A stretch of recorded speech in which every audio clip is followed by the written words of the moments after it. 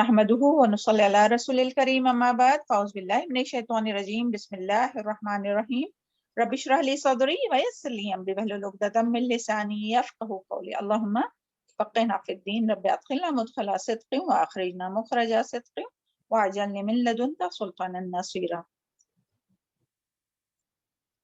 السلام علیکم ورحمۃ اللہ وبرکاتہ. چلے سورہ الکہف آیت نمبر 14 to 20 پہلے اس کی تلاوت سنتے ہیں، پھر اور مزید معلومات حاصل کرنے کی کوشش کریں گے. اللہ تعالیٰ سے دعا ہے کہ اللہ تعالیٰ ہم سب کو قرآن کی ہر ایک آیت کی سمجھ عطا فرما اور اس کو سمجھ کر اس کے مطابق عمل کرنا ہم سب کے لیے بہت آسان کر دے، اور ان تعلیمات کو اپنے عمل اور اپنی زبان کے ذریعے دوسروں تک پہنچانے والا بنائے. آمین. اور اپنی نیتوں کو خالص رکھے. اللہ تعالیٰ ہم سب کی نیتوں کو خالص رکھے مرتے دم تک. چلیں تلاوت شروع کیجیے. اعوذ باللہ من الشیطان الرجیم بسم اللہ الرحمن الرحیم وربطنا على قلوبهم إذ قاموا فقالوا ربنا رب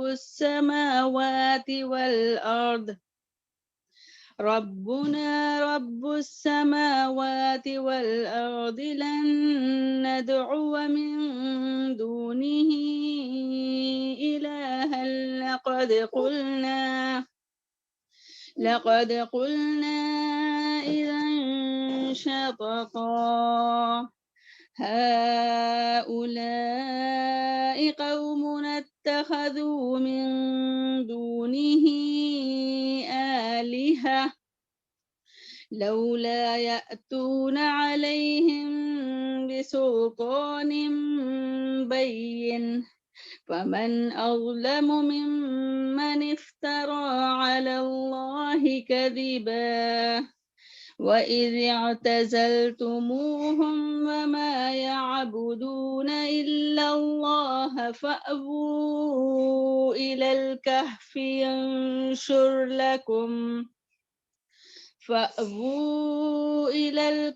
ينشر لكم ربكم من رحمته ويهيئ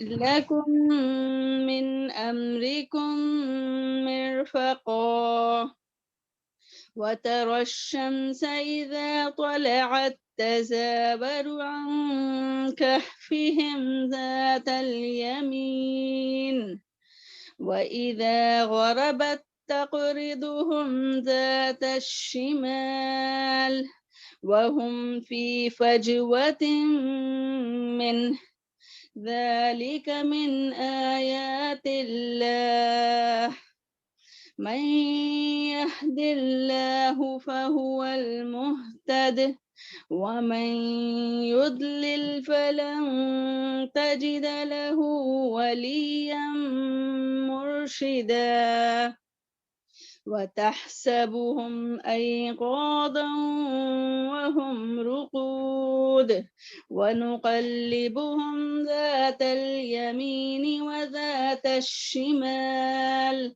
وكلبهم باسط ذراعيه بالوصيد لو اطلعت عليهم لوليت منهم فرارا ولملئت منهم رعبا وكذلك بعثناهم ليتساءلوا بينهم قال قائل منهم كم لبثتم قالوا لبثنا يوما أو بعد يوم قالوا ربكم أعلم بما لبثتم فابعثوا أحدكم بورقكم هذه إلى المدينة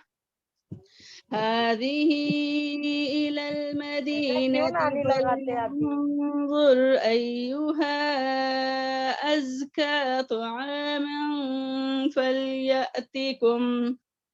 فليأتكم برزق منه وليتلطف ولا يشعرن بكم أحدا إنهم إن يظهروا عليكم يرجموكم أو يعيدوكم في ملتهم ولن تفلحوا إذا أبدا صدق الله العظيم. جزاک اللہ خیر، بارک اللہ فی علمک وصالح عملک۔ اعوذ باللہ من الشیطان الرجیم، بسم اللہ الرحمن الرحیم، رب اشرح لی صدری ویسر لی امری واحلل عقدۃ من لسانی یفقہوا قولی، اللہم فقہنا فی الدین وعلمنا التاویل۔ آیت نمبر 14 سورہ الکہف۔ وَرَبَطْنَا عَلَىٰ قُلُوبِهِمْ، اور باندھ دیا ہم نے ان کے دلوں کو۔ سبحان اللہ۔ دیکھیں یہاں کیا بات آئی ہے کہ اللہ تعالیٰ نے ان کے دلوں کو مضبوط کر دیا، باندھ دیا یعنی مضبوط کر دیا، اس لیے کہ یہ چند نوجوان تھے اور اللہ تعالیٰ کی توحید کا جو ہے وہ عالم اٹھائے ہوئے تھے، کہ توحید کو لے کر اٹھے تھے، تو انہیں ہر جگہ سے خطرہ تھا، کسی بھی وقت یعنی ان کو مارا بھی جا سکتا تھا، اور انہیں اپنی یعنی اپنے ایمان کو بچانے کی فکر تھی، اور تو اللہ تعالیٰ نے جو ہے وہ، اور جب وہ اٹھے نا، یہاں جو بات آئی نا وَرَبَطْنَا عَلَىٰ قُلُوبِهِمْ، اور ہم نے باندھ لیا اور ہم نے مضبوط کر لیا عَلَىٰ قُلُوبِهِمْ ان کے دلوں کو، اس قاموں جب وہ کھڑے ہوئے، یعنی جب وہ توحید کو لے کر کھڑے ہوئے، تب اللہ تعالیٰ نے یعنی انہوں نے ایک سٹیپ اٹھائی تو اللہ تعالیٰ نے ان کے دلوں کو جو ہے وہ مضبوطی عطا فرمائی۔ سبحان اللہ۔ اور اللہ تعالیٰ نے ان کے دلوں کو مضبوطی عطا کی، یعنی ان کے دل کو جمع دیا۔ اور اس سے پہلے آیت میں ہم لوگ پڑھ چکے نا کہ اللہ تعالیٰ نے ان کی ہدایت میں اور زیادہ اضافہ کیا۔ تو سبحان اللہ، جب ہدایت آتی ہے تو پھر کیا ہوتا ہے، دل جم جاتا ہے۔ تو یعنی کوئی بھی کام جو سٹارٹنگ میں جو کرتا ہے نا، تو اس کے لیے مشکل ضرور ہوتی ہے، لیکن جب انسان نیت کرتا ہے، ارادہ کرتا ہے اور اللہ تعالیٰ کی طرف ایک قدم بڑھاتا ہے نا، تو پھر اللہ تعالیٰ جو ہے وہ اس کی مدد ضرور کرتے ہیں، اللہ تعالیٰ اس کو ایسے ہی نہیں چھوڑ دیتے۔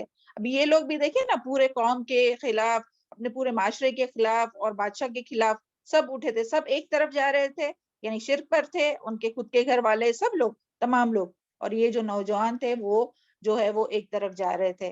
تو انہوں نے جب قدم اٹھایا تو اللہ تعالیٰ نے ان کو باندھ لیا۔ تو اس سے پتہ چلتا ہے یعنی اللہ تعالیٰ نے ان کو ثابت قدمی عطا فرمائی۔ اور اس میں سے یہ بھی یعنی ثابت ہوتا ہے کہ اگر ٹینشن کا وقت ہو، پریشانی کا وقت ہو، اور اللہ تعالیٰ اگر کسی کے دل کو مضبوط کر دینا، تو پھر ان کا جو ٹینشن ہے وہ نکل جاتا ہے۔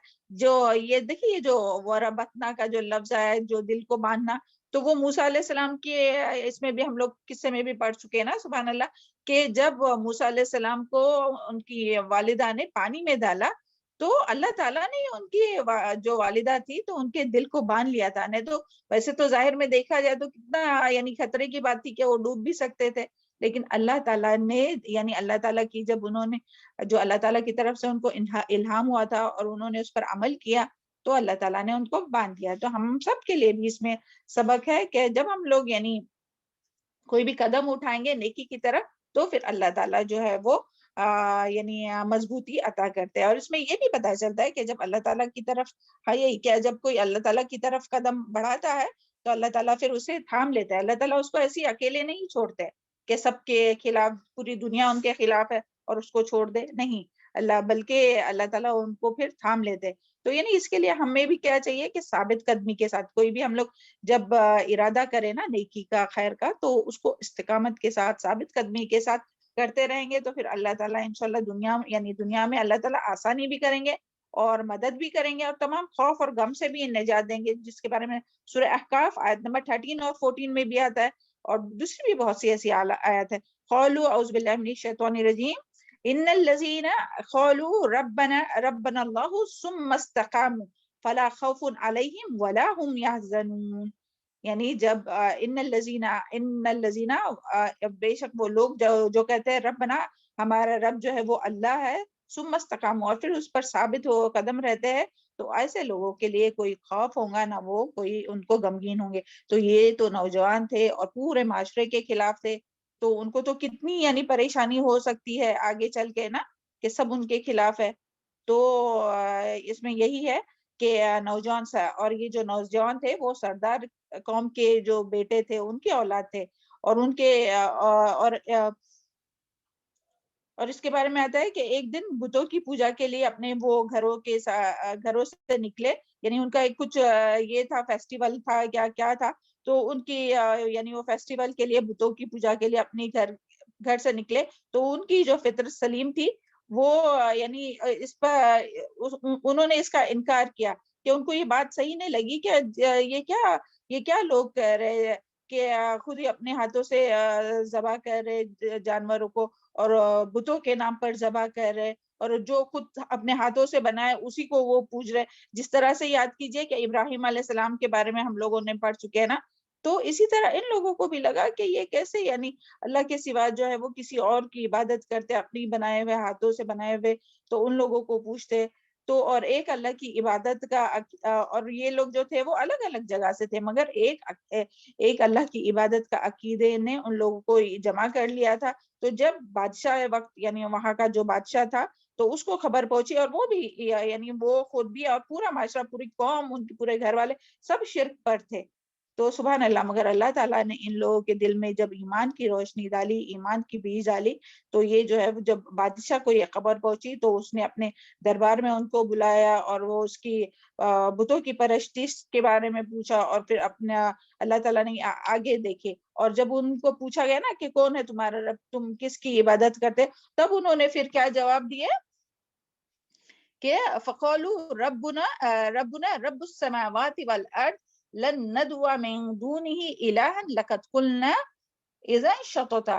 یعنی پھر کہنے لگے رب ہمارا رب ہے آسمانوں کا، والارض اور زمین کا. یعنی پہلے تو انہوں نے توحید ربوبیت، یعنی رب ہمارا کون ہے، جو آسمانوں زمین کا رب ہے. یعنی اور رب ہم سب جانتے ہیں رب کسے کہتے ہیں.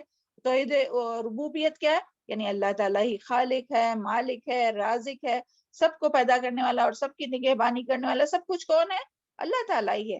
تو اس کی پہلے دعوت دی، پھر انہوں نے کیا کہا، لن ندعو من دونہ، اور ہم ہرگز نہیں ہم پکاریں گے اس کے سوا الہ، کسی الہ کو، کسی الہ کو. اس کے بعد پھر انہوں نے توحید یہاں جو ہے نا الہ اور ندو، تو ندو یعنی کیا ہے، پکارنا، یعنی یہ دعا مانگنا ان سے، ان کی عبادت کرنا. تو ہم نہیں کسی کو پکاریں گے. تو سبحان اللہ، یہاں سے یہ بھی پتہ چلتا ہے کہ اللہ کے سوا کسی اور کو پکارنا، اللہ تعالیٰ کے سوا کسی اور سے دعائیں مانگنا، تو یہ سب کیا ہے، شرک. اور کون سا شرک ہے، شرک الوہیت ہے نا. تو سبحان اللہ، تو کیونکہ تمام یعنی جو عبادات ہے وہ کس کے لیے ہے، بدنی، مالی، قولی، زبانی، تمام عبادت ہے یہ سب صرف اور صرف اللہ تعالیٰ کے لیے. تو اللہ کے سوا اگر کوئی اور سے کوئی مانگے گا تو یہ کیا ہے، یہ سب شرک ہے.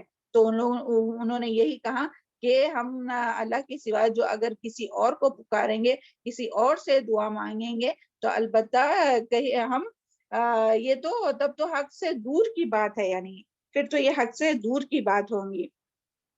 تو اس طرح انہوں نے جو ہے وہ بڑے دربار میں بادشاہ کے سامنے اور تمام لوگوں کے سامنے جو ہے وہ توحید کا اقرار کیا، اور توحید کا اقرار بھی کیا اور دعوت بھی دی لوگوں کو توحید کی. سبحان اللہ. اور حالانکہ سب جو ہے وہ پورا معاشرہ ان کے لیے تو ایک نئی بات تھی یہ، کیا ایک الہ کے بارے میں. تو آج ہم سب جانتے کہ یہ تو ان لوگوں کی اس وقت کی بات ہو رہی ہے، لیکن آج ہم لوگ جانتے کہ اپنے ہی مسلمان یعنی جو اللہ تعالیٰ کے سوا اللہ تعالیٰ کے بندوں کو کیا کیا مانتے ہیں، کس طرح سے ان کو پکارتے ہیں. مشکل کشا، اللہ کے سوا کوئی ہے مشکل کشا، مشکل کو دور کرنے والا. حاجت روا، یعنی حاجت روائی کرنے والا، حاجت پوری کرنے والا.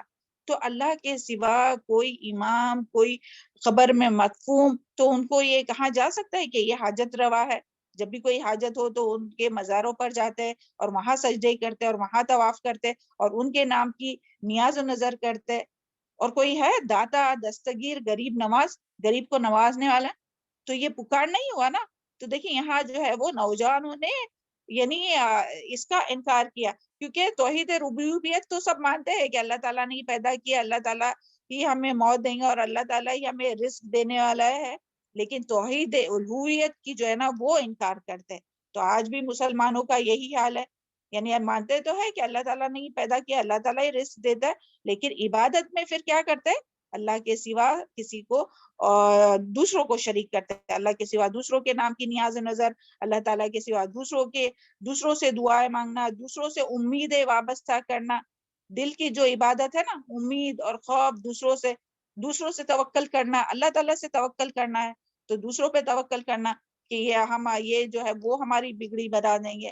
تو اللہ تعالیٰ تمام مسلمانوں پر اور ہم سب پر اور دنیا کے تمام مسلمانوں پر رحم فرمائے. اللہم انی اعوذ بک ان اشرک بک وانا اعلم واستغفرک لما لا اعلم. اور اللہ تعالیٰ سب کو جہنم سے محفوظ رکھے، کیونکہ ہم سب جانتے ہیں کہ شرک کرنے والے کی سزا جو ہے وہ کیا ہے؟ جہنم ہے، جب تک کہ وہ سچی توبہ نہ کرے. دیکھیں سورہ المائدہ میں ہم پڑھ چکے ہیں انہ من یشرک باللہ فقد حرم اللہ الجنہ ومأواہ النار.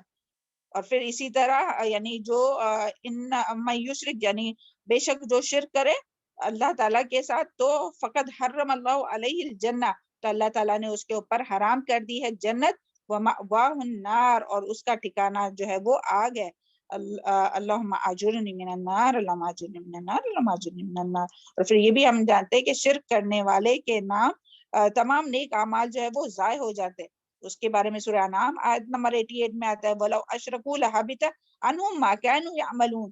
یعنی اگر وَلَوْ أَشْرَكُوا اگر وہ سب یعنی 25 انبیاء کرام کا نام لے کر اللہ تعالیٰ نے فرمایا اس آیت میں کہ اگر وہ سب کے سب جو ہے وہ شرک کرتے تو ہمارے ساتھ شریک کرتے کسی اور کو، مَا كَانُوا يَعْمَلُونَ تو ان کے تمام جو اعمال ہے نا نیک اعمال وہ سب رائے گاہ چلے جاتے، چاہے کتنی بھی نماز پڑھی ہو.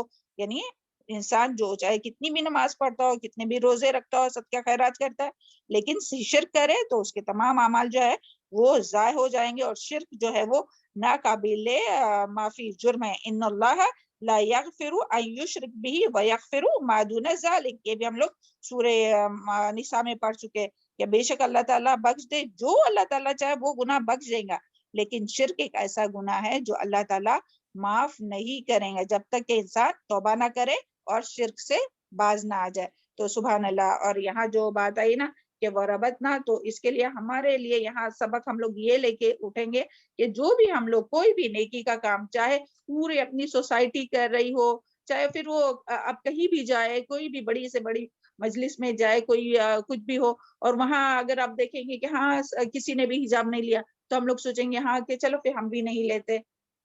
تو یہ جو ہوا تو یہاں دیکھیں نا یہ نوجوان تھے اور پوری قوم ایک طرف تھی اور یہ ایک طرف تھے. تو ایک بار جب یعنی ہمیں پتا چل گیا نا تو یہ حق ہے، تو اس پر قائم رہنے کے لیے ہم لوگ جب نیت کریں گے نا تو یہ آیت یاد رکھے وَرَبَطْنَا عَلَىٰ قُلُوبِهِمْ کہ اللہ تعالیٰ پھر دلوں کو باندھ دے گا. کب؟ اس کاموں جب وہ کھڑے ہوں گے. تو جب بھی اگر کوئی برائی کرتے ہوئے دیکھیں گے لوگوں کو، کوئی بھی، اور دیکھیں گے ہم لوگ کہ ہاں سب لوگ ہی کر رہے، تو اب کیسے ان کو بتائے؟ یہ تو مانیں گے ہی نہیں، یا ان کو برا لگے گا، یا تو یہ ہمارا مذاق اڑائیں گے، یا تو سب ہمارے خلاف ہو جائیں گے. تو تب بھی یہ آیت ہمیں یاد آنا چاہیے وَرَبَطْنَا عَلَىٰ قُلُوبِهِمْ إِذْ قَامُوا. یا کوئی جگہ پر شرک ہو رہا ہوگا تو دل میں ڈر آتا ہے، نہیں یہ لوگ ہم کو مذاق اڑائیں گے یا اگینسٹ ہوں گے، یا جو بھی کتنا بھی کچھ بھی کرے، کوئی قتل تو نہیں کرے گا نا، کسی کو کچھ مارے گا تو نہیں نا. تو ہم پہلے ہی ڈر جاتے ہیں، شیطان ہمیں پہلے ہی ڈراتا ہے، اپنا نفس جو ہے وہ بزدلی پر ہم اتر آتے ہیں اور بتانے سے انکار کرتے ہیں. تو ابھی یہ بس یہ آیت کا یہ حصہ یاد رکھے وَرَبَطْنَا عَلَىٰ قُلُوبِهِمْ إِذْ قَامُوا. جب وہ کھڑے ہوئے تو اللہ تعالیٰ نے ان کے دل کو باندھ لے گا. تو ہمیں بھی اسٹینڈ لینا ہے، آگے قدم بڑھانا ہے. جو بھی یعنی برائی کرتے ہوئے دیکھے تو فوراً سے روکنا ہے اس کو. تو اللہ تعالیٰ ہمارے دل کو مضبوط کریں گا اور ہمیں استقامت عطا کریں گا. اور پھر ہم لوگ آگے دیکھتے کہ کس طرح سے اللہ تعالیٰ نے جو ہے وہ مدد کی. سبحان اللہ. ان اصحاب الکہف کی، ان نوجوانوں کی، تو اسی طرح اللہ تعالیٰ ہر ایک کی کریں گا. جو بھی اللہ کا نام لے کر اٹھیں گا اللہ تعالیٰ ان سب کی ضرور مدد کریں گے. پھر آگے کیا آیا ہے؟ اور اگر ہم نے ایسا کیا کہ اللہ کے سوا کسی اور کو پکارا تو لقد قلنا اذا شططا. تو یہ حق سے دور کی بات ہے. شططا یعنی کہ شط کا لفظ ہے، یعنی اس کا مطلب ہے حق سے زیادہ دور ہونا. جھوٹ کے لیے بھی یہ لفظ استعمال ہوتا ہے، یہاں مراد ہے حق سے دور بات، یعنی بالکل باطل بات. تو یعنی اگر ہم اللہ کے سوا کسی اور کو پکارے اور کسی اور سے دعائیں مانگے تو یہ بالکل کسی اور کے نام پر نیاز اور نظر کرے، یہ ساری عبادت میں نا، تو بالکل یہ باطل بات ہے، حق سے دور بات ہے اور جھوٹ بات ہے. تو اللہ تعالی ہم سب کو جھوٹ سے محفوظ رکھے اور ہمیشہ سچ کہنے والا اور حق پہ قائم رکھے. اللہم ارنا الحق الحق وارزقنا اتباعہ وارنا الباطل باطلا وارزقنا اجتنابہ. چلے یہ آیت امید کرتے ہیں کہ سمجھ میں آ گئی ہوں گی. اعوذ باللہ من الشیطان الرجیم. 15 آیت دیکھیے. ہاؤلائی یہ لوگ، قومنا ہماری قوم، قومنا اتخذوا ہماری قوم انہوں نے بنا لیے ہے، من دونی اس کے سوا، الہن کچھ الہ معبود، لولا یاتونا کیوں نہیں وہ لائے، علیہم ان پر، بسلطان کوئی واضح دلیل، بین واضح دلیل، فمن اظلم تو کون ہوگا زیادہ بڑا ظالم، ممن افترا اس سے جو گھڑے اللہ کذبا اس پر جھوٹ. پھر انہوں نے کیا کہا، یہ جو اصحاب کہف ہے، یہ جو نوجوان ہیں، پھر انہوں نے کیا کہا، اور سب سے پہلے تو دیکھو یہ لوگ ہماری قوم، قومنا ہماری قوم، کیا کہا انہوں نے، یہ لوگ دیکھو کیسے، حالانکہ وہ مشرک تھے اور اب یہ لوگ ایمان لانے والے تھے، ایمان والے تھے، تو یہ یعنی ان کی طرح تو نہیں تھے، مشرک تھے، اس کے باوجود بھی وہ کیا کہہ رہے، ہماری قوم، یہ ہماری قوم جو اللہ کے سوا دوسروں کی عبادت کرتی ہے، دوسروں کو نظر نیاز کرتی ہے. تو دیکھیں اس سے پتا چلتا ہے کہ انسان میں کتنی خیر خواہی ہونا چاہیے. یعنی برائی سے تو نفرت کرنا ہے مگر لوگوں سے نفرت نہیں کرنا، کہ یہ جو برا کام کر رہے تو ان سے نفرت نہیں کرنا. برائی سے نفرت کی جا سکتی ہے مگر جو برا کام کر رہے ان سے نفرت اگر کریں گے تو کیسے ان کی اصلاح کر سکیں گے ہم لوگ، ہے نا. تو یہ کبھی بھی یاد رکھنا اور اپنائیت کے ساتھ اور بہت یعنی خیر خواہی کے ساتھ نیکی اور خیر اور دین کی دعوت دینے کا کام کرنا ہے. تو یہاں پر یہی ہے کہ پھر اصحاب کہف نے آپس میں کہنے لگے، یا بعض کہتے ہیں کہ بادشاہ کے دربار میں ہی کہا کہ ان ہماری قوم کے لوگوں نے اللہ کو چھوڑ کر اور معبود بنا لیے، جبکہ ان کے پاس ان کی عبادت کے لیے، ان کے عبادت کے بارے میں کوئی یہاں جو ہے نا کیا لفظ ہے، بسلطان بین، یعنی کوئی واضح دلیل، یعنی ان کے پاس جو ہے وہ کوئی واضح دلیل نہیں ہے. یعنی کہاں سے، کون سی دلیل، کیسی دلیل، یعنی نہ کہ کوئی آسمانی کتابوں میں جو ان کے پاس کتاب ہے اس میں نہ تو اس کے بارے میں کوئی دلیل ہے کہ اللہ کے سوا کسی اور کی بھی عبادت کی جا سکتی ہے، کسی اور کے نام سے بھی دعائیں مانگ سکتے ہیں، کسی اور کے ذریعے سے یا واسطے سے بھی دعائیں مانگ سکتے ہیں، کسی اور کے نام کے نیاز نظر کر سکتے. تو یہ تو کوئی بھی آسمانی کتابوں میں نہیں ہے. جو بھی اللہ تعالیٰ نے کتاب اتاری ہے تو اس میں تو اس کا دلیل ہے ہی نہیں کہ ایسا کیا جا سکتا ہے یا ایسا کرنا چاہیے، اور نہ ہی کوئی پیغمبر نے اس کی دعوت دی یا اس کو کرنے کا حکم دیا. کوئی پیغمبر نے کیا ایسا، بلکہ ہر پیغمبر کی دعوت کیا تھی، توحید کی دعوت تھی. تو سبحان اللہ. تو یہاں یہی کہ ان کے پاس کوئی بھی یعنی دلیل نہیں ہے، اور یعنی اپنے اس مذہب کو صحیح ہونے کی انہوں نے کوئی واضح دلیل بھی پیش نہیں کی. اور فمن اور پھر آگے دیکھیں کہ پھر جو بات آئی ہے، تو کون ہے زیادہ بڑا ظالم اس سے جو گھڑے اللہ تعالیٰ پر جھوٹ. اور اللہ تعالیٰ پر جھوٹ گھڑنا کیا ہے، یعنی اس سے زیادہ ظالم کون ہے جو اللہ پر جھوٹ باندھے. یعنی یہ لوگ خود ہی ظالم ہے اور اس بات میں وہ جھوٹے ہیں. کس بات میں جھوٹے ہیں، کہ اللہ تعالیٰ کی کوئی اولاد ہے یا اللہ تعالیٰ کے ساتھ کسی کو شریک کیا جا سکتا ہے. تو یہ جو ہے وہ بہت بڑا جھوٹ ہے اللہ تعالیٰ پر. اور جو اللہ تعالیٰ پر جو جھوٹ باندھنا ہے نا وہ بہت بڑا ظلم ہے. اور سب سے بڑا ظلم جو ہے وہ کیا ہے، اللہ تعالیٰ کے ساتھ جو ہے وہ شرک کرنا. اس کے بارے میں سورہ لقمان میں آتا ہے، ان الشرک لظلم عظیم، کہ جو ان الشرک بے شک شرک جو ہے وہ لظلم عظیم، بہت بڑا ظلم ہے. یعنی کیا ہے ظلم، کیا ہے کہ اللہ کا حق دوسرے کو دینا. اللہ کا حق کیا ہے کہ صرف اللہ تعالیٰ سے مانگا جائے، صرف اللہ تعالیٰ سے پر توکل کیا جائے، صرف اللہ تعالیٰ کے نام سے نیاز نظر کی جائے، صرف اللہ تعالیٰ کے نام سے صرف اللہ تعالیٰ سے مانگا جائے، تو اس کے بجائے کسی اور سے مانگنا. اور پھر اسی طرح یہاں جو ہے نا کہ افطرا، اللہ تعالیٰ پر جھوٹ گھڑنا، کہ اللہ یعنی اللہ تعالیٰ نے تو نہیں کہا کہ اللہ تعالیٰ کے سوا کسی کی عبادت کرو، کسی سے مانگو. تو یہ جو لوگ گھڑتے ہیں نا، تو یہ سب کون کرتا ہے؟ یہ جو جھوٹ گھڑنے والے، یہ جو اتنے مزاروں پر جو لوگ اتنے جاتے ہیں، تو یہ سب یعنی جو قبر میں مدفون ہے، چاہے پھر وہ کوئی بھی ہو، عبد القادر جیلانی ہو یا کوئی بھی نیک انسان جو بھی قبر میں دفن ہے، تو انہوں نے تو نہیں کہا تھا کہ ہماری مزاروں پر آؤ اور ہمارے وسیلے سے دعا مانگو. انہوں نے تو نہیں کہا. تو یہ سب کون باتیں، یہ جو جھوٹ جو پھیلا رہا ہے، جو وہاں کے مجاور ہوتے یا جو بھی جن کو بھی اس سے فائدہ ہوتا ہے، دنیاوی فائدہ، دینی فائدہ نہیں، دنیاوی فائدہ، ان کو مال ملتا ہے انہیں اس کے اور ان کی چرچا ہوتی ہے، تو وہ غلط غلط کہانی جو ہے، وہ جو قبر میں مدفون ہے نا، ان لوگوں کے نام سے جو ہے وہ غلط کہانیاں بنا کر وہ جو ہے وہ فیمس کرتے کہ ہاں کسی نے خواب میں دیکھا کہ یہ فلاں فلاں ہے، وہ وہاں جائیں گے تو ان کی یہ مراد پوری ہوں گی اور وہ مراد پورا ہوگا. تو اور اس طرح سے وہ جو ہے وہ اندھا دھند جو لوگ ہیں نا، وہ بغیر کوئی دلیل کے آنکھیں بند کر کے ان لوگوں کی پیروی کرتے ہیں. تو یہ جو بہت ہے، یعنی بہت ہی یہ بڑا اللہ تعالیٰ پر جھوٹ باندھنا ہے. اللہ تعالیٰ اس میں سمجھ عطا فرمائے کہ، اور ہمیں بھی چاہیے کہ کوئی بھی بات، یعنی آپ یہاں بھی بیٹھے ہم لوگ، تو اگر کوئی بات ہم لوگ کریں نا کہ جس کی دلیل نہیں ہے قرآن اور حدیث میں، تو ہمیں کسی کی بھی بات نہیں ماننا چاہیے جب تک ہمارے پاس دلیل نہ ہو. لیکن جو شرک کرنے والے اور بدعت کرنے والے ہیں، تو وہ لوگ خود اپنی یعنی اس کی چھان بین اور تحقیق کرنے کی کوشش نہیں کرتے، اور جیسا جو بتاتا ہے تو اس کے راستے پر چلتے ہیں. اور بعض دفعہ تحقیق کرتے بھی ہے تو وہ غلط جو ہے وہ تعویلیں نکالتے ہیں قرآن اور حدیث سے. تو اللہ تعالیٰ سب کی رہنمائی فرمائے. تو یہاں سے ہمیں کیا بات پتہ چلتی ہے کہ دین کے معاملے میں، کون سے معاملے میں؟ دین کے معاملے میں دلیل کے بغیر کوئی بات، کسی کی بھی بات نہیں ماننا، چاہے وہ کتنے بھی بڑے عالم ہو، کتنے بھی ہو، کوئی بھی ہو، کوئی بھی آپ سے کہے کہ ہاں ایسا ہے ویسا ہے، تو بات نہیں ماننا ہے جب تک دلیل نہ ہو. اور آندھی یعنی اندھا دھند جو ہے وہ کسی کی پیروی نہیں کرنا.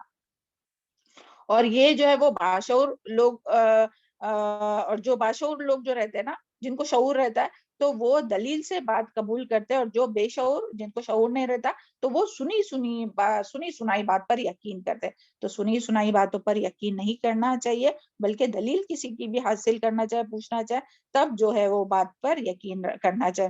اور یہاں یہی تھا کہ ان نوجوانوں نے جب بادشاہ اور اپنے قوم کے لوگوں کو دین ایک اللہ وحدہ لا شریک پر ایمان یعنی توحید کی دعوت دی، تو اس بادشاہ نے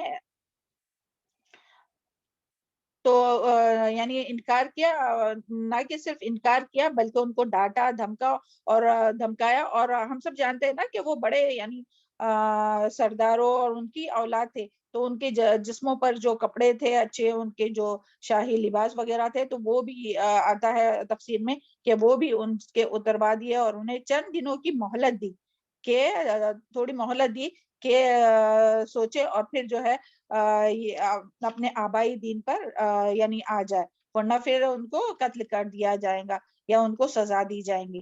تو یہ جو مہلت کا جو ملنا تھا نا، وہ جو ہے وہ ان نوجوانوں کے لیے اللہ تعالیٰ کا ایک بہت لطف و کرم ہوا، کہ جس کی وجہ سے وہ جو ہے وہ اپنے دین اور ایمان کو بچاتے ہوئے اور تمام فتنوں سے بچنے کے لیے جو ہے وہ انہوں نے علیحدگی اختیار کی، جس کا ذکر ابھی آگے کی آیت میں آئے گا انشاءاللہ. ہاں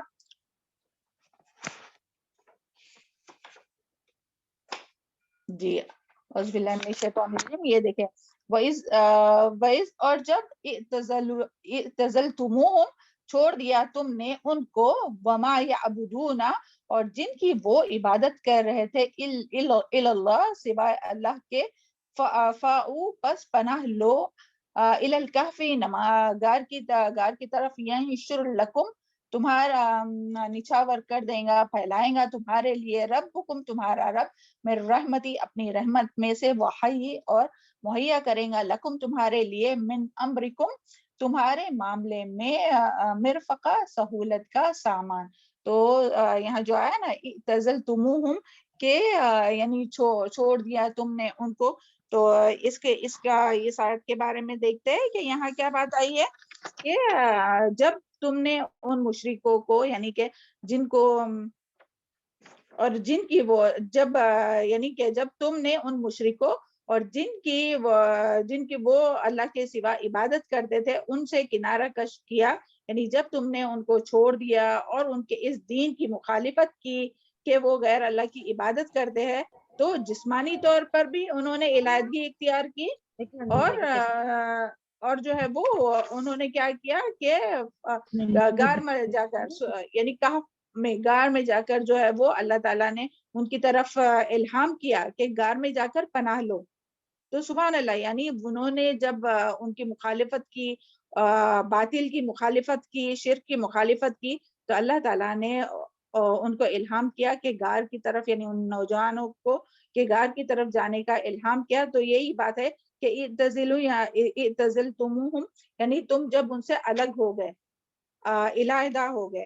تو اس کے بارے میں بھی یعنی اس کے بارے میں یہ جو آئی ہے نا بات کہ الگ ہونا، یعنی کہ کوئی قوم میں، کوئی معاشرے میں، کوئی سوسائٹی میں، کسی جگہ پر رہنا اور پھر وہاں سے علیحدگی اختیار کرنا، تو یہ کس وقت جائز ہے یا کس وقت جایا جا سکتا ہے؟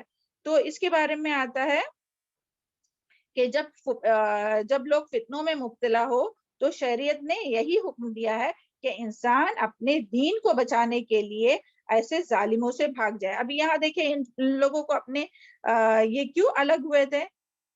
ان کو اپنے ایمان اور جان کا بھی خطرہ تھا، ہے نا، کہ اگر وہ جو مہلت ملی اس میں اگر وہ نہیں بھاگتے تو ہو سکتا ہے یہ ان کو مرتد ہونا پڑتا ہے، یعنی ان کو نہیں، ان کو پھر سے یعنی شرک کرنا پڑتا ہے، یا تو ہو سکتا ہے کہ ظالم بادشاہ جو ہے وہ انہیں قتل کر دے.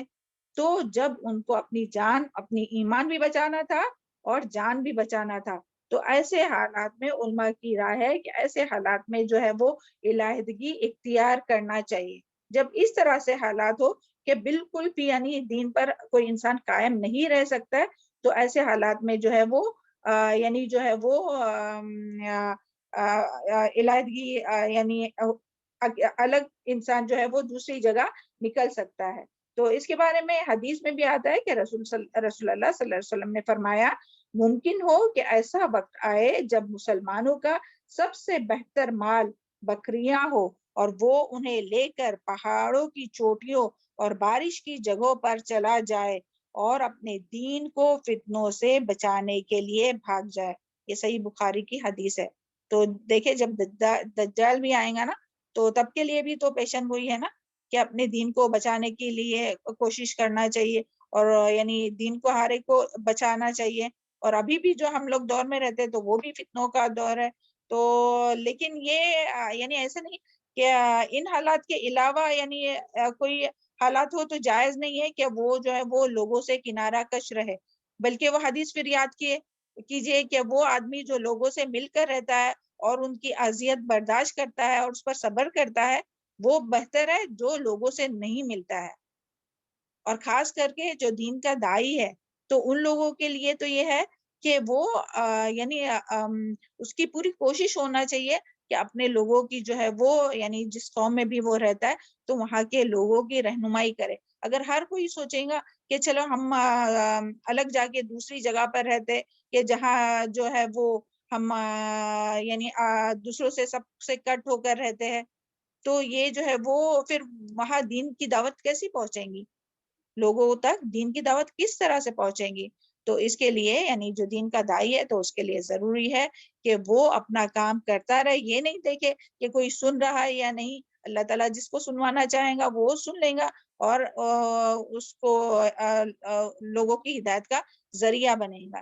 لیکن اگر کسی کے لیے یعنی اتنا خطرہ ہے کہ اس کا خود کا ایمان جانے کا خطرہ ہے، وہ خود اگر اس جگہ پر رہا جہاں کے فتنے ہے اور جہاں وہ اپنے دین پر ہی ثابت نہیں، اپنی ہی نمازوں کا نہیں، اور خود ہی گناہوں میں ملوث ہو رہا ہے یا اس کی جان کو خطرہ ہے، تو ایسی حالت میں جو ہے وہ یعنی جو علیحدگی ہے وہاں سے ہٹ جانا، نکل جانا، تو وہ کیا جا سکتا ہے. تو یہ جو ہے وہ اعتزلتموہم کی بات جو آئی نا کہ اس کے بارے میں علیحدگی حاصل کی جا سکتی ہے، تفسیر میں آئی ہے بات.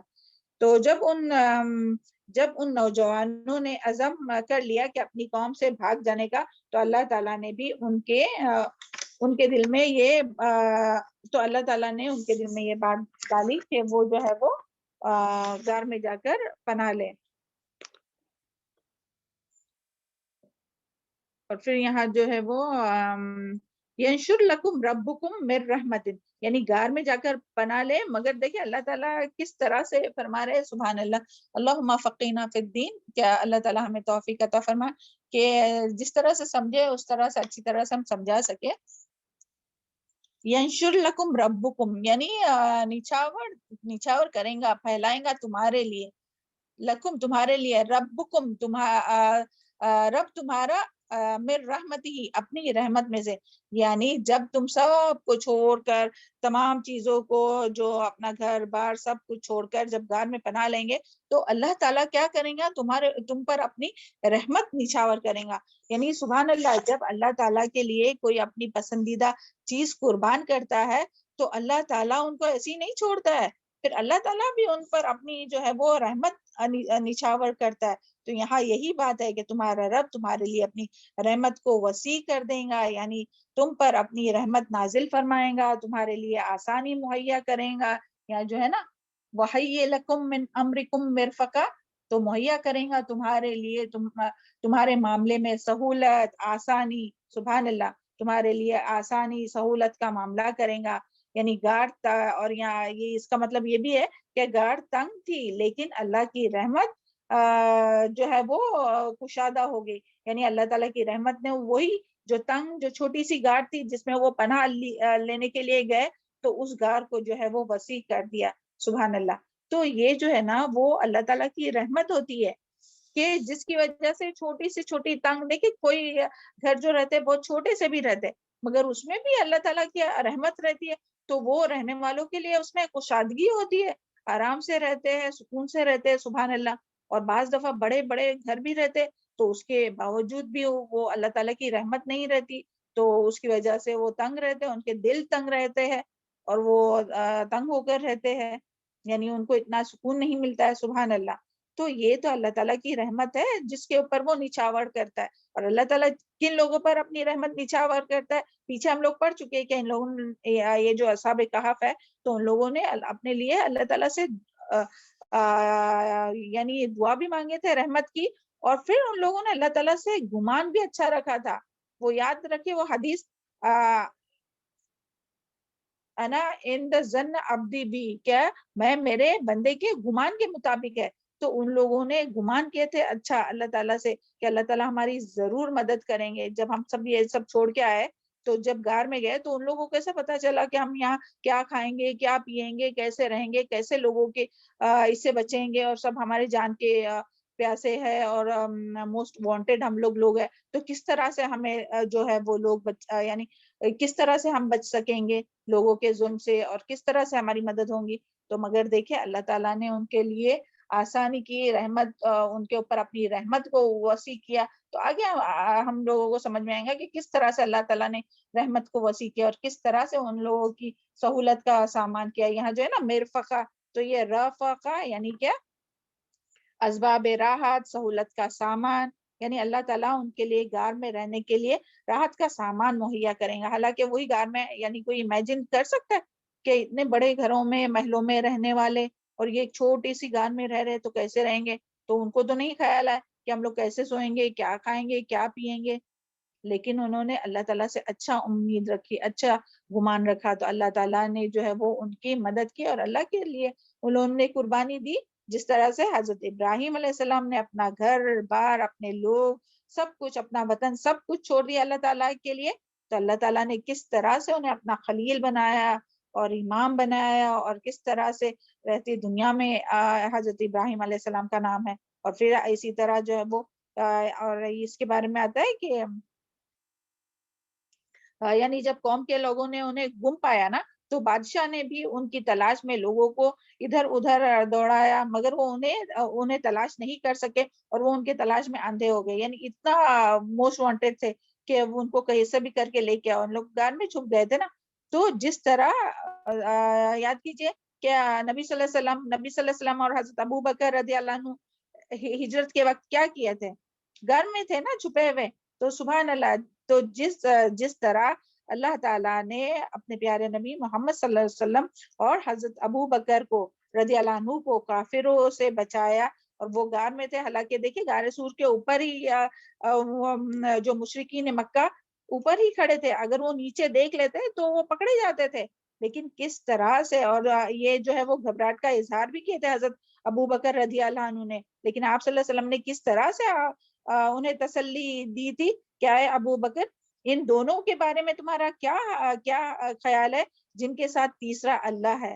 تو سبحان اللہ, تو جو بھی یعنی یہ تو انبیاء کی بات ہے, ابراہیم علیہ السلام اور محمد صلی اللہ علیہ وسلم یہ تو انبیاء تھے, تو اس کے لیے اللہ تعالیٰ کی مدد آئے. اور لیکن یہاں سے کیا پتا چل رہا ہے, یعنی کوئی بھی عام انسان بھی جو بھی اللہ تعالیٰ کی رضا کے لیے قدم اٹھائیں گا تو اللہ تعالیٰ ان کو رائیگاں نہیں جانے دیں گا. اللہ تعالیٰ ان کے لیے بھی بہت آسانیاں کرتا ہے, اور ان کے لیے بھی یعنی ہم سب کے لیے اس میں بہت بڑا سبق ہے کہ ہمیں ثابت قدم رہنا ہے دین پر, اور اللہ تعالیٰ کی رضا کے لیے ہم لوگ جو بھی قربانی دیں گے تو اللہ تعالیٰ ایسی نہیں چھوڑ دیں گے, اللہ تعالیٰ ایسی نہیں چھوڑیں گے. اللہ تعالیٰ بہت آسانیاں کرتے ہیں اور بہت مدد کرتے ہیں نا, سبحان اللہ. چلے آیت نمبر, امید کرتے ہیں کہ یہ آیت آپ لوگوں کو سمجھ میں آئی ہوں گی کہ اللہ تعالیٰ جو ہے وہ کس طرح سے ایک تو یہ بات تھی اس میں کہ کون سے حالات میں جو ہے وہ علیحدگی اختیار کی جا سکتی ہے, لوگوں کو چھوڑا جا سکتا ہے اور کس حالات میں نہیں, اور یہ بھی کہ جب اللہ تعالیٰ کے لیے ہم لوگ قربانی دیتے, جو بھی قربانی دیتے تو اللہ تعالیٰ جو ہے وہ کس طرح سے اپنی رحمت کو پھیلا دیتا ہے, اور کس طرح مشکل کام بھی آسان کر دیتا ہے. یعنی ایسا بظاہر تو بہت مشکل کام ہے جو مشکل لگتا ہے, لیکن اللہ سے اچھا گمان کرے تو اللہ تعالیٰ مشکل کام کو بھی آسان کر دیتا ہے. سبحان اللہ. چلے آیت نمبر 17, وَتَرَى الشَّمْسَ, ابھی یہ اللہ تعالیٰ کی رحمت یہاں سے دیکھیں کیا کیا ہو رہا ہے. وَتَرَى الشَّمْسَ, اور تم دیکھتے ہو سورج کو, اِذَا طَلَعَتْ, جب وہ طلوع ہوتا ہے, تزاورو, کہ وہ بچ جاتا ہے, ان کہفہم, ان کے غار سے, ذات الیمین, دائیں جانب سے, وَإِذَا غَرَبَ, اور جب غروب ہوتا ہے, تقرضوہم, کترا جاتا ہے ان کو, ذات الشمال, بائیں جانب سے, وہم, اور وہ, فی فجوۃ, ایک کشادہ جگہ پر ہے, من, اس سے, ذالک, یہ, من آیات اللہ, اللہ تعالیٰ کی نشانیوں میں سے ہے. مَن یہد اللہ فہو المہتد, جسے ہدایت دے اللہ تو وہ ہی ہدایت پانے والا ہے. وَمَن یضلل, اور جس کو بھٹکا دے, فَلَن تَجِدَ لَهُ, تو ہرگز نہیں تو پائیں گا, لہو, اس کے لیے, وَلِيًّا مرشدہ, کوئی دوست رہنمائی کرنے والا. تو یہاں جو ہے وہ کیا ہے کہ اللہ تعالیٰ نے کس طرح سے ان لوگوں پر احسان کیا, کس طرح سے اپنی رحمت ان لوگوں پر نچھاور کی,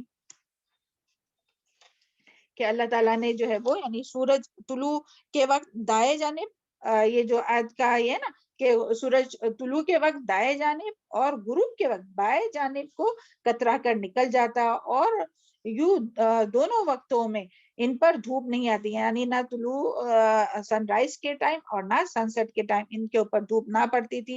اور یہ اللہ تعالیٰ کی رحمت تھی کہ اللہ تعالیٰ نے سورج جیسی مخلوق کو بھی ان کے لیے مسخر کر دیا. دیکھیں سورج کتنی بڑی چیز ہے نا, کوئی امیجن کر سکتا ہے کتنی بڑی چیز ہے, زمین سے کتنی بڑی ہے.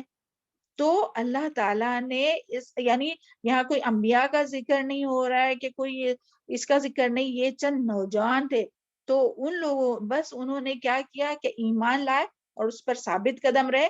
تو دیکھیں اللہ تعالیٰ نے سورج کو بھی ان کے لیے مسخر کر دیا, یعنی سورج بھی کترا کر نکل جاتا تھا تاکہ ان کے اوپر دھوپ نہیں آئے. تو سبحان اللہ, تو وہ اللہ تعالیٰ کیا انسانوں کو نہیں مسخر کر سکتا ہے؟ جب کوئی جب یعنی انسان کیوں نیکی اور خیر کی بات لوگوں کو بتانے سے کیوں ڈرتا ہے بعض دفعہ کہ نہیں وہ ناراض ہوں گے, وہ چھوٹ جائیں گا, یہ چلا جائیں گا, وہ بات نہیں کریں گے, یہ نہیں کریں گے. تو اللہ تعالیٰ تو دیکھیں مخلوق, تمام مخلوق جو ہے نا ان کو مسخر کر سکتا ہے, تو انسانوں کو نہیں. اور جو دل ہے جو انسانوں کے, تمام لوگوں کے, ہم سب کے, تو وہ دل بھی تو رحمان کے دو انگلیوں کے درمیان میں ہے, وہ جس طرف چاہے وہ پھیر دے. تو ہم اچھی امید رکھیں گے, اچھا گمان کریں گے, اور جو ہے وہ نیکی اور خیر کا کام خود بھی کرتے رہیں گے, لوگوں کو بھی بتاتے رہیں گے اپنے عمل اور زبان کے ذریعے, تو اللہ تعالیٰ ضرور لوگوں کی بھی رہنمائی کرے گا اپنے یعنی، اور اللہ تعالیٰ اپنی بھی مدد کریں گا اور اپنی بھی حفاظت کریں گا ہر ایک کی جو بھی یہ کام لے کر اٹھیں گا. تو بس ہمیں تو پہلے خود ہی ثابت قدم رہنا چاہیے نا، جس طرح سے یہ نوجوان ثابت قدم رہے. ہم لوگ امیجن بھی نہیں، ہم لوگ ایسا امیجن کیجئے نا کہ دیکھیں یہ نوجوان ہے اور تو وہ کس طرح سے اللہ تعالیٰ نے ان لوگوں کی رہنمائی کی اور کس طرح سے ان لوگوں کے دلوں کو باندھ لیا. حالانکہ نوجوانوں کی جو نسل رہتی ہے تو وہ تو کتنی یعنی اتنا تو نہیں رہتا ہے نا کہ اللہ تعالیٰ کے لیے قربانی اور یہ سب، مگر اللہ تعالیٰ نے کس طرح سے ان لوگوں کو جما دیا. سبحان اللہ، کیونکہ اللہ کی رضا کے لیے انہوں نے قربانی دی. تو اللہ تعالیٰ ہم سب کو بھی اس کی توفیق عطا فرمائے نا. تو اللہ تعالیٰ نے سورج جیسی مخلوق کو بھی ان کے لیے مسخر کر دیا، اور سورج کی روشنی ان پر یعنی ڈائریکٹ نہیں پڑتی تھی، اور وہ ورنہ 309 سال میں اگر ان کے اوپر ڈائریکٹ روشنی آتی تھی نا تو وہ تو ویسے بھی چل جاتے تھے سورج کی روشنی سے ہی. تو ہم اگر دیکھیں اور کوئی یعنی اس کے لیے بھی کہ کوئی جو راستہ چل رہا تھا تو ان کو دیکھ نہیں لے، اگر ایک دم سے روشنی آتی تھی تو کوئی بھی آتے جاتے ان کو دیکھ سکتا تھا کہ ہاں بھائی لوگ ہیں اندر. تو اللہ تعالیٰ نے جو ہے وہ اس سب سے بچانے کے لیے نا تو اور وہ دن رات وہ جو لوگ تھے وہ سوئے ہوئے تھے.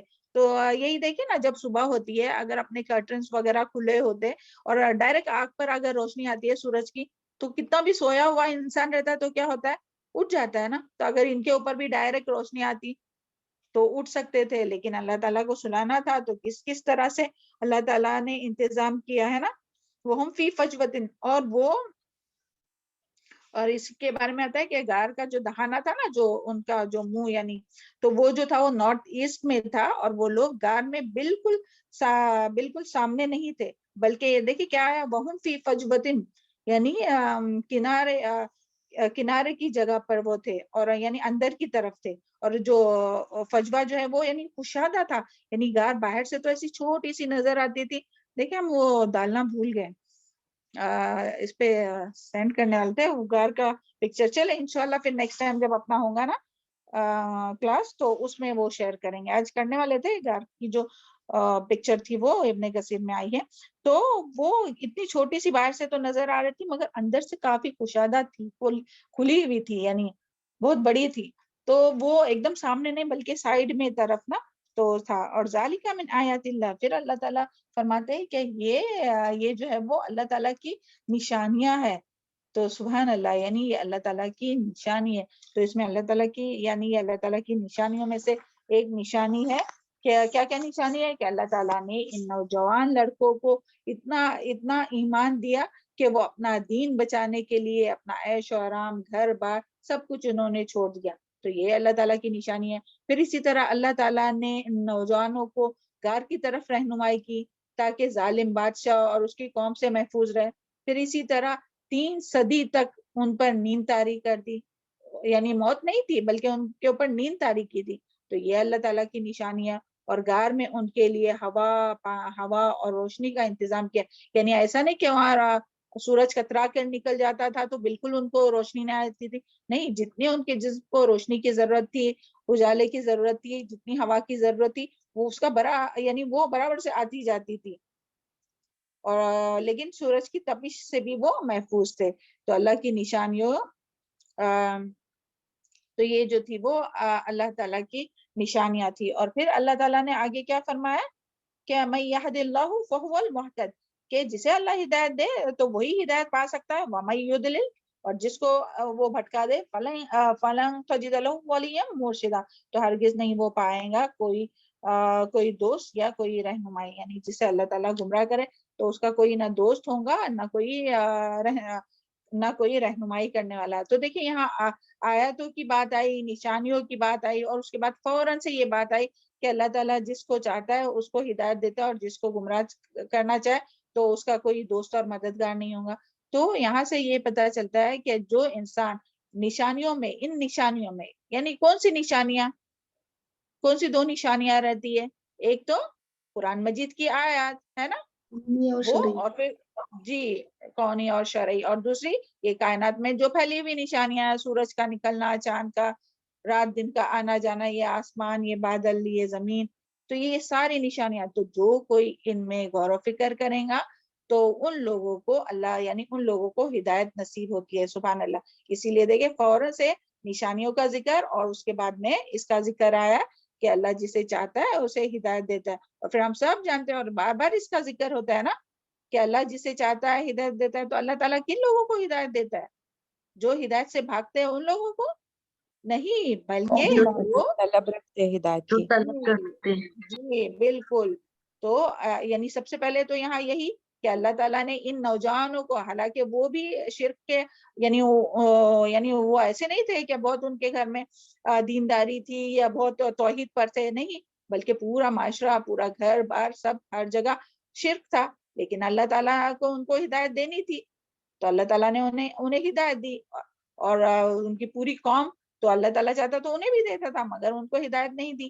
تو اس سے پتہ چلتا ہے کہ اللہ تعالیٰ ہدایت یعنی اور انہوں نے طلب کی تھی نا. سبحان اللہ.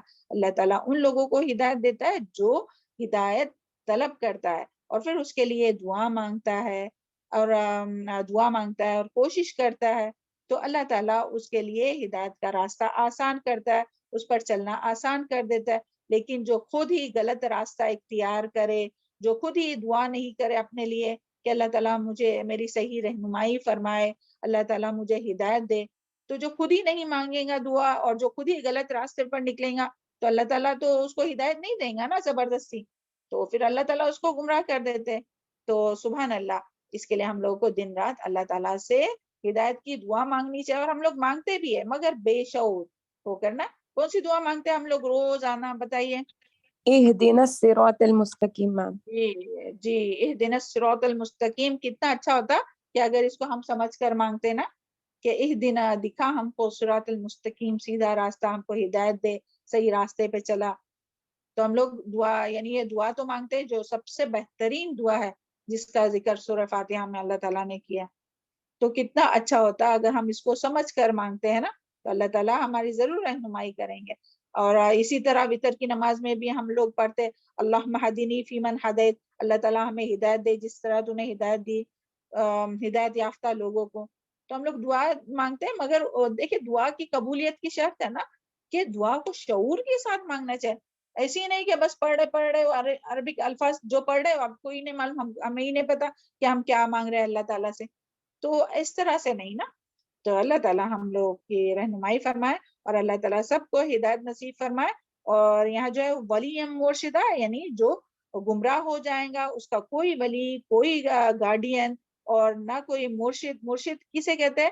رہنمائی کرنے والا نا. تو اس کو کوئی گائیڈ کرنے والا بھی نہیں رہے گا اور نہ اس کا کوئی گارڈین رہے گا، نہ اس کا دوست رہے گا، نہ اس کا کوئی رہنمائی کرنے والا رہے گا. اللہ تعالیٰ جو ہے وہ ہم سب کو اور ہم سب کے اہل و عیال کو، تمام دنیا کے مسلمانوں کو گمراہی سے محفوظ رکھے. اور اللہ تعالیٰ ہم سب کی رہنمائی فرمائے اور اللہ تعالیٰ ہم سب کے دل میں ہدایت کی طلب عطا فرمائے نا کہ ہدایت مانگے ہم لوگ اللہ تعالیٰ سے. پر جس پر اللہ تعالیٰ رحم کرے اور اپنی رحمت نچھاور کرے اسے روکنے والا کوئی نہیں. اور ہمیں یہ بھی پھر دیکھنا چاہے کہ ایک بار یعنی اللہ تعالیٰ جس پر رحم کرے اور اپنی رحمت کو نچھاور کرتا ہے تو پوری دنیا مل کر بھی اگر اس کو روکنے کی، اس رحمت کو روکنے کی کوشش کریں گے تو اس کا کوئی نقصان نہیں پہنچا سکتا ہے. جس طرح سے یہاں اصحاب الکہف کا دیکھیں، بادشاہ کی تمام لوگ سب پیچھے تھے نا کہ ان کو ڈھونڈنے کے لیے اور ان کو پھر نقصان دینے کے لیے اور ان پر ظلم کرنے کے لیے یا ان کو اپنے دین پر لانے کے لیے. تو سب مل کر ان کا نقصان، ان کا برا چاہتے تھے مگر اللہ تعالیٰ نے ان پر رحم کیا تو کس طرح سے اللہ تعالیٰ نے دوسروں کے شر سے انہیں محفوظ رکھا. تو ہمیں پورا یقین ہونا چاہیے کہ وَإِن يَمْسَسْكَ اللَّهُ فَلَا كَاشِفَ لَهُ إِلَّا هُوَ وَإِن يُرِدْكَ بِخَيْرٍ فَلَا رَادِّفَ لِفَضْلِهِ يُصِيبُ بِهِ مَن يَشَاءُ. یعنی اللہ تعالیٰ اگر تم پر کوئی یعنی اللہ تعالیٰ اگر کوئی آسانی کرے، کوئی فضل اگر آپ کے اوپر نچھاور کرے تو اس کو اللہ تعالیٰ کے سوا کوئی اس کو روکنے والا نہیں. اور اللہ تعالیٰ اگر کوئی یعنی نقصان پہنچانا چاہے تو اس سے بھی کوئی بچانے والا نہیں. یعنی یہ بات یاد رکھنا چاہیے کہ پوری دنیا بھی مل کر اگر ہمیں کوئی نقصان پہنچانا چاہے اور اللہ تعالیٰ نہیں چاہے تو ہمیں کوئی بھی نقصان نہیں پہنچا سکتا ہے. تو جس طرح سے ان اصحاب الکہف نے یقین کیا، اللہ تعالیٰ سے اچھا گمان کیا، تو اللہ تعالیٰ نے ان کی حفاظت فرمائی تمام لوگوں سے، اور ہر چیز کو دیکھیں، چاند کو یا سورج کو اور ہر چیز کو جو ہے وہ ان کے لیے مسخر کر دیا. آگے ابھی ذکر آئیں گا اور بھی لوگوں کا، اور بھی چیزوں کا جو اس نے اللہ تعالیٰ نے مسخر کیا. آیت نمبر 8 دیکھتے ہیں، 18. وَتَحْسَبُهُمْ أَيْقَاظًا، اور تم سمجھتے ہو کہ وہ جاگ رہے تھے، وَهُمْ رُقُودٌ، حالانکہ وہ سوئے ہوئے تھے، وَنُقَلِّبُهُمْ، اور ہم الٹا پلٹا رہے تھے ان کو، ذات الیمینی دائیں جانب، وذات الشمال اور بائیں جانب، وقلبہم اور ان کا کتا، باسط پھیلائے ہوئے تھا، ذراعیہ ان دونوں ہاتھ اپنے، بالوسیط دہلیز پر، لو اطلعت اگر تم جھانکتے، علیہم ان پر، لولیتا البتہ پیٹ پھیر لیتے، منہم ان سے، فرارم بھاگتے ہوئے، ولملئتا اور البتہ تم بھر دیے جاتے، منہم ان سے، رعبا رعب سے اور خوف سے. تو یہاں کیا بات آئی ہے کہ جب اللہ تعالیٰ نے ان کے کانوں پر تھپکی دی، یعنی ان کے آنکھوں کو بند کر، یعنی وہ سو گئے، تو ان کی آنکھیں مگر جو تھی وہ کھلی ہوئی تھی، اور آنکھیں جو تھی وہ اللہ تعالیٰ نے کھلی رکھی تھی، تاکہ یعنی آنکھ بند نہیں تھی. اگر آنکھ بند رہتی نا تو لوگ کیا سمجھتے تھے، یا اگر کوئی دیکھتا بھی تو کیا سمجھتے تھے کہ یہ تو مر گئے ہیں یا جو بھی ہے. تو مگر اللہ تعالیٰ نے رعب کے لیے، یعنی لوگ جو ہے وہ ان کے پاس نہیں آئے، کوئی ان کے اوپر حملہ نہیں کرے، تو اللہ تعالیٰ نے یہ جو ہے وہ نوجوانوں کی آنکھیں کھلی رکھی تھی، تاکہ اس میں ہوا بھی لگتی رہے اور لوگوں کو رعب بھی رہے، لوگ ڈرے بھی، اور ڈر کر یعنی لوگ ان کے اوپر حملہ بھی نہیں کرے. اس لیے وہ بھی ان کے جسموں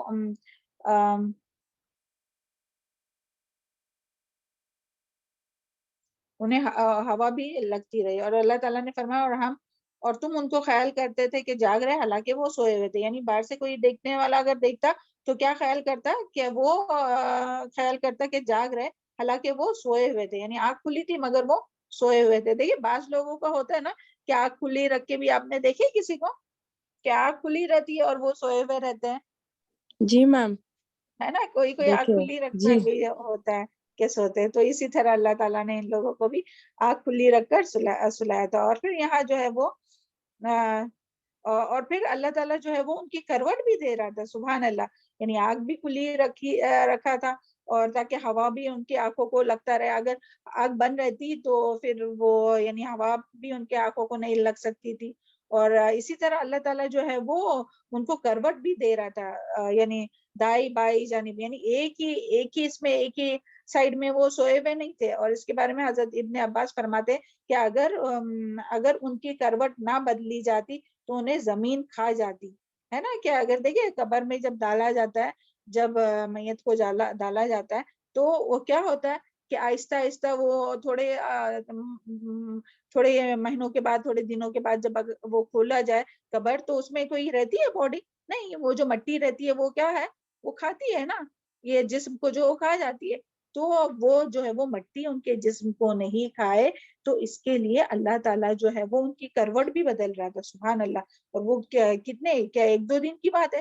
نہیں، 309 سال تک جو ہے یہ اللہ تعالیٰ کر رہا تھا کہ ان کی آنکھیں بھی کھلی رکھی، ان کو کروٹ بھی بدل رہا تھا، سبحان اللہ. اور یہ بھی ہم لوگ دیکھتے ہیں نا کہ کوئی اگر بیمار ہوتا ہے، کوئی پیرالائز، اللہ تعالیٰ سب کو محفوظ رکھے تمام بیماریوں سے اور اس سے، اور سب کے اہل عیال کو بھی. تو پیرالائز یا ایسے کچھ ہو جاتا ہے تو کس طرح سے باڈی رہتی کہ ایک ہی جگہ پہ، تو بیڈ سور ہوتے ہیں نا ان کو، تو پھر کتنی تکلیف ہوتی ہے. تو یعنی اگر یہ لوگ ایک ہی جگہ پہ سوتے، ایک ہی جگہ پہ، ایک ہی کروٹ پہ، تو کتنا نقصان ہو سکتا تھا. لیکن سبحان اللہ، اللہ تعالیٰ کی رحمت تھی نا. تو اللہ تعالیٰ نے دیکھے یعنی سونے کے لیے تو دیکھے کوئی نرم اور اچھے بستر پر بھی سوئے تو اگر اللہ نہیں چاہے تو اس کو اس پہ نیند نہیں آ سکتی ہے. لیکن یہ لوگ جو ہے وہ اپنے محل کو، اپنے آرام دہ بستر، اپنے کمفرٹ کو چھوڑ کر صرف اللہ تعالیٰ کی رضا کے لیے، اپنے ایمان کو بچانے کے لیے وہ غار میں گئے اور غار میں سوئے. تو اللہ تعالیٰ نے ان کو کتنی سکون کی، یعنی نہ ان کو کھانے پینے کی فکر، نہ سونے کی کہ بھائی اے سی نہیں ہے، اس میں ہوا نہیں ہے، کیسے آئیں گے اور کیسا سوئیں گے. تو اللہ تعالیٰ نے دیکھے ان کو کس طرح سے سلا دیا، سبحان اللہ. تو اس میں ایمان کی دیکھیں کتنی باتیں ہیں نا. تو اور پھر اب یہاں کتے کا ذکر, اور ان کا جو کتا تھا تو وہ بھی وہاں ان کے ساتھ ہی تھا. دیکھیں اس کا ذکر اور ان کا کتا پھیلائے ہوئے تھا دونوں ہاتھ اپنے دہلیز پر. تو یعنی ان کا کتا بھی ان کے ساتھ تھا اور وہ چوکھٹ پر ہی بیٹھا ہوا تھا, اور اللہ تعالیٰ نے کتے کو بھی ان کے لیے کام پر لگا دیا تھا کہ وہ بھی بیٹھا ہوا تھا وہاں دہلیز پر. اور یہاں جو بات آئی نا کہ ان کا کتا تھا, کلبہم, ان کا کتا, تو اس کے بارے میں آتا ہے کہ یعنی یہ تفسیر میں کہ ان میں سے جو کہف والے جو ہے نا, ایک کوئی نوجوان جو تھا تو اس کے وہ شاید وہ شکاری تھا, تفسیر میں آتا ہے کہ وہ شکاری تھا تو اس کا کتا تھا, یا ہو سکتا ہے کچھ اور بھی, یعنی یہ ان لوگوں کے ساتھ بہت اس کے بارے میں ڈفرینٹ اوپینینس ہے. تو مگر خیر وہ کتا جو تھا وہ ان کے ساتھ تھا. تو جہاں کتا بیٹھا ہوتا ہے تو یہ کیوں کتا بھی کیوں ان کے ساتھ تھا, کیونکہ اللہ تعالیٰ, اس میں بھی اللہ تعالیٰ کی حکمت کہ کتا وہاں بیٹھا ہوا تھا. تو دیکھیے جہاں کتا بیٹھا ہوا ہوتا ہے تو کیا ہوتا ہے, لوگوں کو ایک ڈر لگتا ہے نا کہ وہاں جانے کے لیے لوگ اوائڈ کرتے کہ بھائی وہاں کون اس کے پاس جائے گا, بیکار میں حملہ کرے گا یا بھوکیں گا اپنے پر, تو اس کے پاس نہیں جاتے. تو اللہ تعالیٰ نے جو ہے ان کی دہلیز پر جو ہے وہ غار کی دہلیز پر جو ہے وہ کتے کو بٹھا دیا تھا. اسی طرح وہ غار کا یاد کیجئے کہ کس طرح سے غار سور میں کس نے یعنی غار سور میں کس کو اللہ تعالیٰ نے وہاں انتظام کے لیے بھیج دیا تھا, کس کے ذریعے مدد کی تھی, پیارے نبی صلی اللہ علیہ وسلم اور حضرت ابو بکر رضی اللہ عنہ. مکڑی اور کبوتر. مکڑی اور کبوتر دیکھے کہ کس طرح سے مکڑی نے کیا کیا تھا وہاں, جال بون دیا جالا تھا نا. بنا دیا تھا, جالا بنا دیا. جی. تو پھر یعنی لوگوں کو لگے کہ اور کبوتر, تو سبحان اللہ, یعنی لوگوں کو لگے کہ یہ تو کب سے بند پڑا ہوا ہے. تو دیکھیں اللہ تعالیٰ کس طرح سے, یعنی جو اللہ تعالیٰ کی رضا کے لیے نکلتے ہیں, کام کرتے ہیں, تو اللہ تعالیٰ کس طرح سے ان لوگوں کے لیے تمام مخلوق کو, صرف انسانوں کو نہیں, مخلوق کو مسخر کر دیتا ہے ان کے لیے آسانی کا. کس طرح سے ہم لوگ پڑھے نا کہ وحی لکم من امرکم مرفقا, تو کس طرح سے اللہ تعالیٰ نے ان لوگوں کی مدد کی. اور یہاں سے ایک بات اور بھی پتہ چلتی ہے کہ سبحان اللہ, اللہ تعالیٰ نے کتے کا بھی ذکر اس میں کیا قرآن مجید میں, سبحان اللہ. تو دیکھیے یعنی کیوں کیا, بتائیے آپ کیوں کیا اللہ تعالیٰ نے کتے کا ذکر, یعنی اتنی کیا خاص بات ہے اس کی, کتے کی نہیں, یعنی یہاں ان آیات میں کیوں کیا, کوئی بتائے گا, کیونکہ اس نے صالحین آپ کا کیا کوشچن تھا, آپ کا کیا کوشچن تھا؟ کتے کا ذکر بھی کیوں اللہ تعالیٰ نے یہاں کیا, یعنی قرآن مجید میں جب تک لوگ پڑھتے رہیں گے تو اس کا بھی ذکر ہے. ان کے ساتھ رہنے کی وجہ سے میڈم, کیونکہ وہ صالحین لوگوں کے ساتھ ان کے ساتھ تھا, اس لیے آپ نے بھی بولا. ہاں تو دیکھیں کیونکہ وہ جو تھا وہ صالحین نیک لوگوں کے ساتھ تھا. تو دیکھیں کتے کو بھی اللہ تعالیٰ نے, یعنی وہ بھی معزز ہو گئے, سبحان اللہ, اور کتا بھی ان سے محبت کرتا تھا. تو دیکھیں اللہ تعالیٰ نے اس کا بھی ذکر کیا. تو اس سے ہمیں پتہ چلتا ہے کہ انسان اگر نیک نہ بھی ہو اور لیکن نیک لوگوں کی صحبت میں رہا نا, تو اس کا نیکی, اس کی جو نیک لوگوں کی جو صحبت ہے نا, تو اس کا اثر کچھ نہ کچھ اس کے اوپر آتے ہی رہتا ہے اور اس کو ضرور اس سے فائدہ ہوگا. تو ہمیشہ ہم لوگ کو کوشش کرنا چاہیے کہ اچھے لوگوں سے, مخلص لوگوں سے, نیک لوگوں سے دوستی کرے, ان لوگوں کے ساتھ جا کر ملے بیٹھے, ہے نا. کیونکہ وہ حدیث بھی یاد کیجئے, المرء مع احبہ, کہ انسان اسی کے ساتھ اٹھایا جائے گا جس سے وہ محبت کرتا ہے. تو کوشش کرنا چاہیے, اللہ کرے کہ ہم لوگوں کو بھی اور اپنی اولاد کو بھی, ازواج کو بھی, اور تمام اپنے بھائی بہنوں اور تمام مسلمانوں کو اچھے لوگوں کی صحبت نصیب فرمائے دنیا میں, ہے نا, تاکہ کچھ نہ کچھ. اور پھر وہ یاد کیجئے کہ جو اچھے اور برے, اس کی وہ حدیث آپ یاد کیجئے, ابھی ہم نہیں بتاتے ہیں, ٹائم ہوگا, ہے نا. اچھے دوست جو ہے وہ اس کا مثال کس سے دیے, جلدی سے بتائیے. میم وہ پرفیوم سے نا, جی, اور کوئلے سے. جی کتنے وہاں کوئلے کی خان پہ بیٹھنے والے. تو سبحان اللہ یہاں یہی بات آئی ہے. ہاں اچھا میم 5 منٹ سے آپ کی کلاس کے لیے. اچھا اوکے, چلے ہم تھوڑا جلدی جاتے ہیں. اچھا یہاں کتے کے بارے میں اسلام کے بارے میں کیا حکم ہے نا اس کے بارے میں تھوڑا سا دیکھتے ہیں. تو دیکھیں سب سے پہلے تو یہ کہ یعنی کوئی اگر شکار کے لیے یا بھیڑ بکریوں کی حفاظت یا چوکیداری کے لیے یا اپنے گھر کی چوکیداری کے نیت سے گھر کے باہر اگر کوئی کتا پالے نا تو اس کی اجازت ہے. لیکن شوقیہ طور پر اپنے گھر میں کتا پالنا یہ جو ہے وہ اپنے شریعت میں اس کو منع کیا گیا ہے, کیونکہ ہم سب جانتے ہیں اس کے بارے میں جو حدیث ہے کہ اس گھر میں جو ہے وہ کیا ہوتا ہے کہ جس گھر میں تصویر اور کتا ہو وہاں رحمت کے فرشتے نہیں آتے. اور ایک حدیث کا رحمت کے فرشتے نہیں آتے, اور ایک حدیث سے یہ بھی پتا چلتا ہے کہ جو کتا شوقیہ طور پر جو کتا پالتا ہے تو اس کی ایک قرات نیکی کم ہو جاتی ہے. تو یعنی شوقیہ طور پر تو نہیں, لیکن گھر کی حفاظت اور مویشیوں کی حفاظت کے لیے یا شکار کی نیت سے جو ہے وہ کتا پالا جا سکتا ہے. اور یہاں جو بات آئی نا لو اطلعت علیہم, تو یعنی اگر آپ انہیں جھانک کر دیکھتے تو پیٹ پھیر کر بھاگ جاتے, یعنی ان کی دہشت کی وجہ سے. تو اللہ تعالیٰ نے انہیں اس طرح سے پرہیبت بنائے رکھا تھا کہ اگر ان پر کسی کی نظر پڑتی تو وہ دہشت طاری ہو جاتی ہے اور کوئی ان کے قریب ہی نہ آ سکے اور ہاتھ نہ لگا سکے. یعنی جب جتنی مدت ان کی تھی نا وہ اتنی مدت ان کو آرام سے رہنے کے لیے اللہ تعالیٰ نے ان کے اوپر ایک رعب ڈالا ہوا تھا تاکہ کوئی بھی ان کے نہ قریب آئے اور نہ کوئی ان کے اوپر حملہ کرے. اور پھر یہاں سے یہی کہ اصحاب کہف یعنی اصحاب کہف جو تھے وہ سوئے ہوئے تھے لیکن جاگے ہوئے کیسے نظر آتے تھے, کیونکہ اللہ تعالیٰ نے بار بار ان کی کروٹ بدل رہے تھے, اور سوئے ہوئے بھی ان کی جو ہے وہ آنکھیں جو ہے وہ کھلی ہوئی تھی. اور پھر اسی طرح یعنی اور کیوں ایسا کیا تھا, اس کے پیچھے کیا حکمت تھی, تاکہ وہ کوئی بھی انسان یا جانور, کوئی جانور بھی حملہ کر سکتا تھا نا, تو انسان یا جانور جو ہے وہ ان کو غافل پا کر ان پر حملہ نہ کرے نا, تو اس کے لیے, اور مٹی نہ کھائی جائے ان کے جسموں کو, تو اس کے لیے اللہ تعالیٰ جو ہے وہ ان کی کروٹ بدل رہے تھے. تو آگے آیت نمبر 19 ہو گیا ٹائم, یہ کمپلیٹ کرو.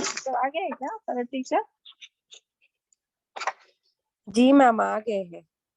چلیں. اللہم بارک لنا فی اوقاتنا, اللہم بارک لنا فی امورنا, سبحان ربک رب العزت عما یصفون وسلام علی المرسلین والحمد للہ رب العالمین. السلام علیکم ورحمۃ اللہ وبرکاتہ.